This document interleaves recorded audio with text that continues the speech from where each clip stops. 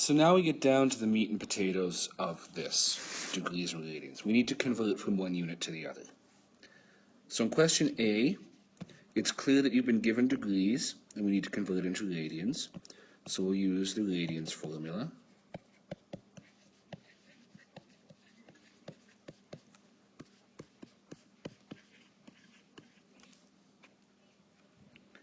We know we have 30 degrees.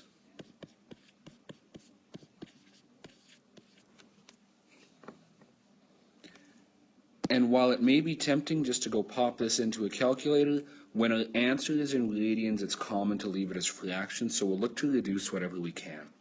We have 30 and 180, those are reducible things. If we take straight away, we can reduce those, cancel 10 out, so we're down to 3 over 18. 3 and 18 reduced to 1 and 6. So our final answer would be pi over 6. I could put the radian symbol like so, or I could leave it off. Either or works.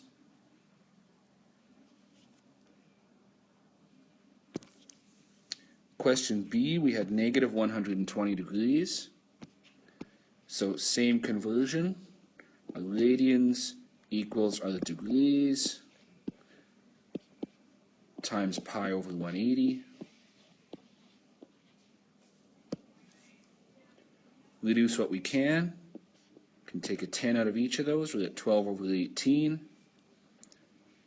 12 over 18 reduces to 2 and 3. So our radians for this one would be negative 2 pi over 3.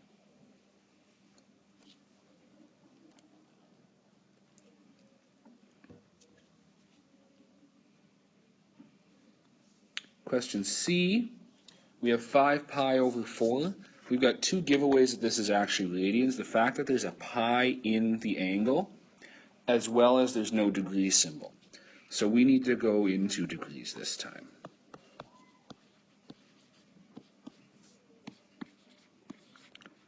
Formula going into degrees, multiply by 180 over pi. Our radians was 5 pi over 4.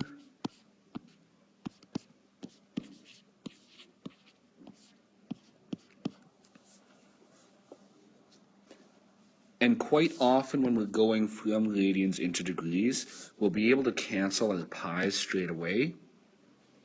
Makes things a little bit easier to deal with. And at this point, it becomes a straight calculated exercise. 5 divided 4 times 180 gives us an answer of 225 degrees.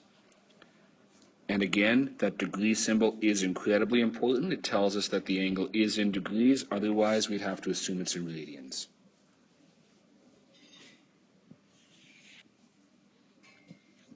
D, slightly less obvious what the measurement system is because there is no pi with this measurement, but since there is no degree symbol, we have to assume it's radians. So we're going to go into degrees. Radians were 2.57, multiply by 180 over pi.